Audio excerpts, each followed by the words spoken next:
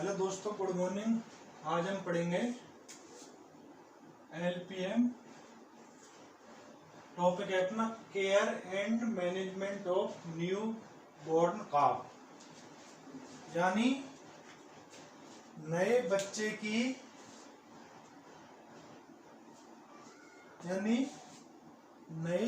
की अपन केयर और मैनेजमेंट यानी रख रखाव और देखभाल कैसे करेंगे, उसका सारा प्रोसीजर हमको आज यहाँ पर देखना है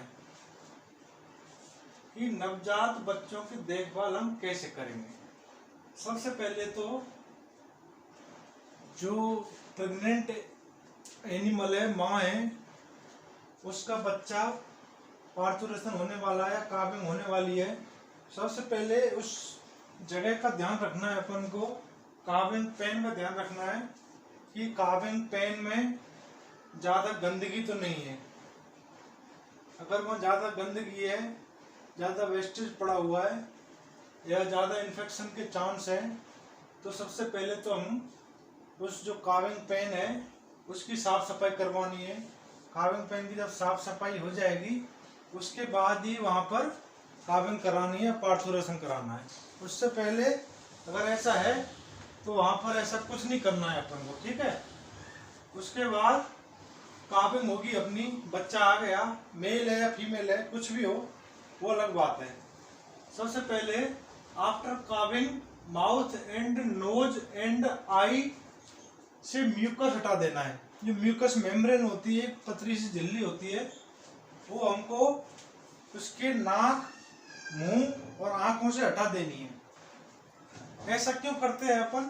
ऐसा करने से क्या होगा कि उसको सांस लेने में प्रॉब्लम नहीं आएगी, ठीक है। सांस लेने में और मुंह में उसके कोई गंदगी या गंदगी का कोई पदार्थ नहीं जाएगा, ठीक है। क्योंकि जो वाटर बैग होता है उसमें वेस्ट पदार्थ होता है, वो मुंह में जाने के चांस होते हैं, ठीक है। तो सबसे पहले जो म्यूकस मेम्ब्रेन है उसको हटा दिया जाएगा, नाक से, मुंह से और आंखों से, ठीक है। उसके बाद उसके पीछे के पैरों को पकड़कर उसको यूं उठाना है। यूं उठा के उसका जो स्टर्नम होता है, हर्ट होता है आगे वाला, उसको धीरे धीरे दबाना है।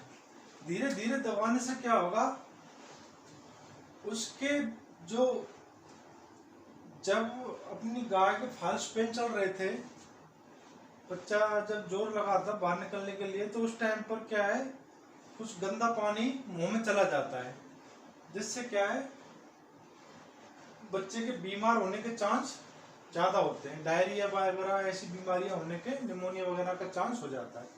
अगर वो वाटर बैग का पानी, गंदगी बाहर निकल जाएगी तो उसके बाद अपन को अपना जो काफ है वो सेफ रहेगा, उसको कोई दिक्कत नहीं आएगी, ठीक है।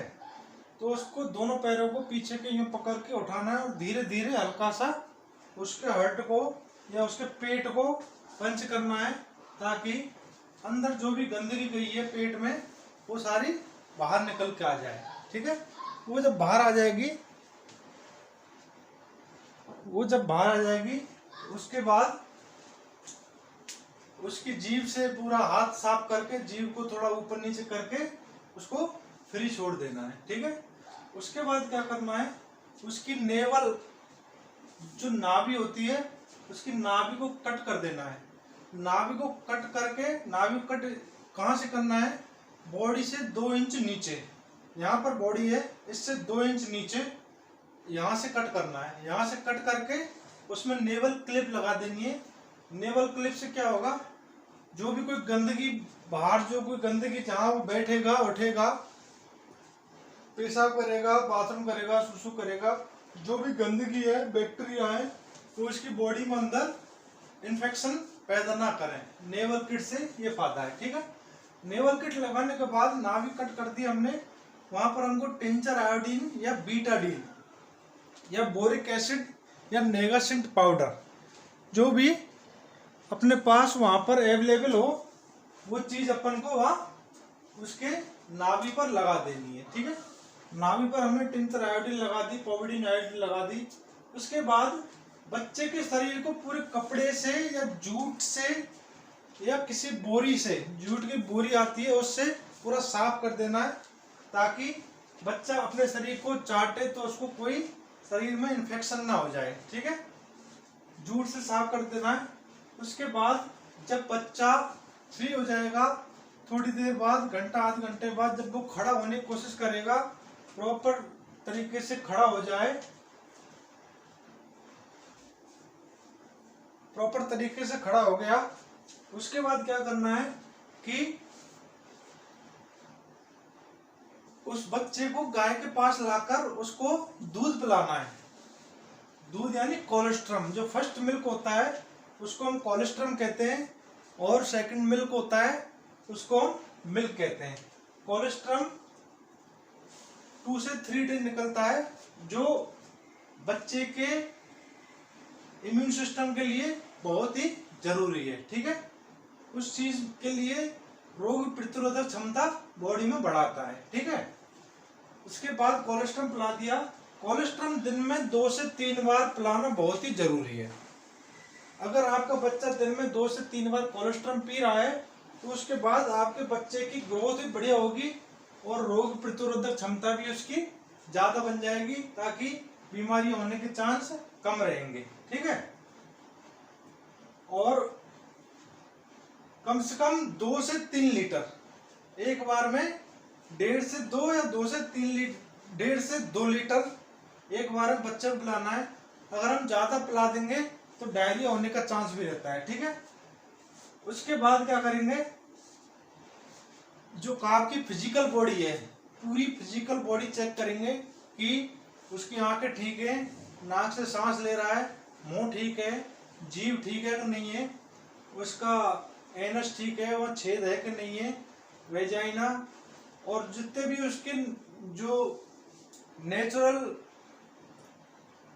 छेद होते हैं उन सारी चीजों को चेक करेंगे। फिजिकली चेक करने के बाद अगर कोई प्रॉब्लम है तो उसका सॉल्यूशन करेंगे, डॉक्टर से सलाह लेंगे। अगर सब कुछ नॉर्मल है तो उसमें कुछ करने की जरूरत नहीं है, ठीक है। उसके बाद क्या करना है, अपन को आपको नियमित रूप से उसका वजन लेना है। आज वजन ले लिया, 2 दिन बाद वजन ले लेना, 7 दिन बाद वजन ले लेना है, ठीक है। इन सारी चीजों का अपन को ध्यान रखना है। इन सारी चीजों का ध्यान रखेंगे अपन तो हमको पता रहेगा कि हमारे उसका काफ की बॉडी ग्रोथ कैसे हो रही है, बॉडी स्टेटस क्या है, ठीक है। नियमित रूप से वजन लेंगे। उसके बाद काफ, जो काफ अपना फर्स्ट दूध पिएगा तो एक बार वो फर्स्ट में जो गोबर करेगा, जो फीकल करेगा, उसको अपन कहेंगे म्यूकेनियम। उस शब्द को क्या कहेंगे, म्यूकेनियम। ये आपके एक उसमें भी आ सकता है, डेफिनेशन भी हो सकती है, आपका फिलिंग द ब्लैंक्स भी हो सकता है कि काफ जब फर्स्ट कोलेस्ट्रम पीने के बाद वो जो फीकल करता है, उस फीकल का नाम क्या है, उस फीकल का नाम होता है म्यूकेनियम। म्यूकेनियम यानी कोई बच्चा पहली बार जब गोबर करता है तो उसको हम म्यूकेनियम कहते हैं, ठीक है। उसके बाद कुछ दिनों तक, काफ की कुछ दिनों तक सही ढंग से ध्यान रखना है। सही ढंग से अगर ध्यान नहीं रखेंगे तो वह कई बीमारियों का शिकार हो जाएगा।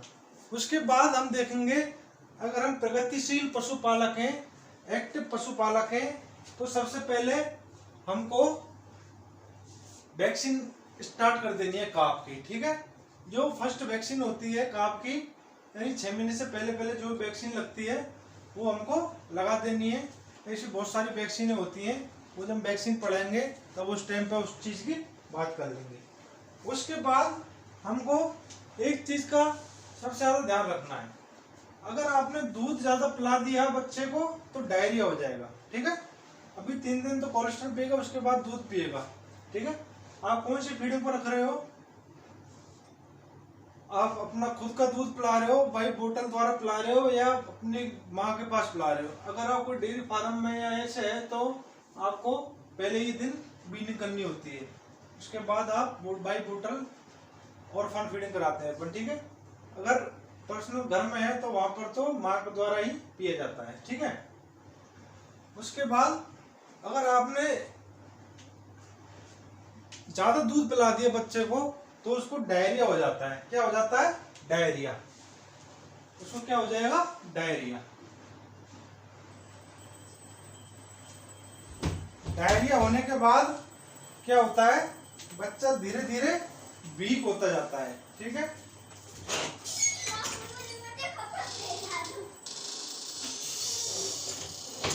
बच्चा धीरे धीरे वीक हो जाएगा।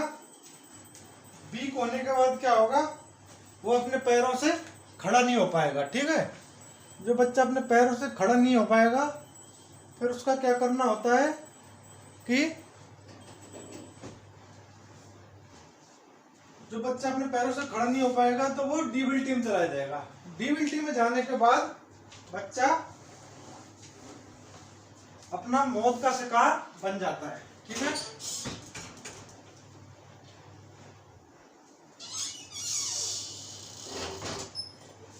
मौत का शिकार हो जाता है। उसके बाद क्या होता है? उसकी माँ को भी बहुत सारी प्रॉब्लमें आ जाती हैं। वो दूध देना बंद कर देती है, वो खुद अपने डिप्रेशन में जाती है, माइंडली शॉक हो जाता है।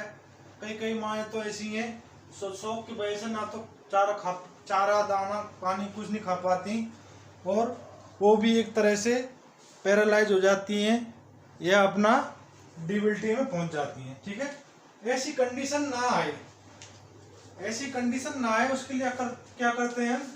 डायरिया जैसे ही फर्स्ट डे डायरिया हुआ तो उसके मिल्क में, उसके दूध में आप ऑक्सी पाउडर मिला दो। ऑक्सी टेट्रा साइक्लिन पाउडर आता है। ऑक्सी टेट्रासाइक्लिन पाउडर आप मिला दो। उस ऑक्सी टेट्रासाइक्लिन पाउडर से क्या होता है? जो इसका डायरिया होता है, ये डायरिया ये बिल्कुल कंट्रोल हो जाएगा। उसमें मेडिकेशन की जरूरत नहीं है, ये काम ही आपका मेडिकेशन ही करेगी। ये तो मैं कहता हूँ आपके जितने भी बच्चे हैं, काफ है, न्यूबॉर्न काफ, जब भी आप ऑर्फन फीडिंग करा रहे हो, मिल्क पिला रहे हो इसको बाई बोतल के द्वारा, तो ये 30 से 50 ग्राम का पाउच आता है, 100 ग्राम का आता है 10 लीटर में एक पाउच मिला के सबको पिला दो। ना तो किसी को रेस्पिरेटरी की प्रॉब्लम होगी, ना किसी बच्चे को रेस्पिरेटरी की प्रॉब्लम होगी, ना किसी को डायरिया, ना किसी को निमोनिया। इन सारी चीजों की कोई दिक्कत नहीं आएगी, कोई समस्या नहीं आएगी। ठीक है, इसलिए सबसे पहले हमको उस चीज का ध्यान रखना है जिस चीज की वजह से काफ की मोर्टलिटी होती है। काफ की मोर्टलिटी फर्स्ट में डायरिया की वजह से होती है। डायरिया होगा फर्स्ट में, डायरिया की वजह से उसका टेम्परेचर लो हो जाएगा। टेम्परेचर लो होने के बाद डायरिया होगा, उसके बाद टेम्परेचर लो हो जाएगा उसका। टेम्परेचर लो होने के बाद पशु डिबिलिटी में आ जाएगा, खड़ा नहीं हो पाएगा। पशु खड़ा ना होने की वजह से वह मौत का शिकार हो जाता है। तो इस मौत के शिकार से बचने के लिए अपन को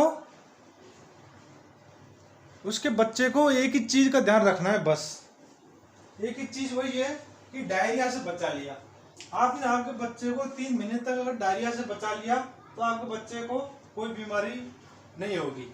ठीक है, मेन मोर्टलिटी कारण तो डायरिया से लो टेम्परेचर हो जाता है बॉडी का। लो टेम्परेचर की वजह से डिबिलिटी में आ जाता है, पशु खड़ा नहीं हो पाता और वही सारी चीजें प्रॉब्लम क्रिएट हो जाती हैं। ठीक है, ये आपका चैप्टर फिनिश हो गया है। एक बार फिर आपको बता दूं, care and management of newborn calf, नवजात बच्चों की देखभाल के लिए हम क्या करते हैं। सबसे पहले तो फर्स्ट काविंग, जो फर्स्ट काविंग होती है उसमें बच्चे के मुंह और नाक से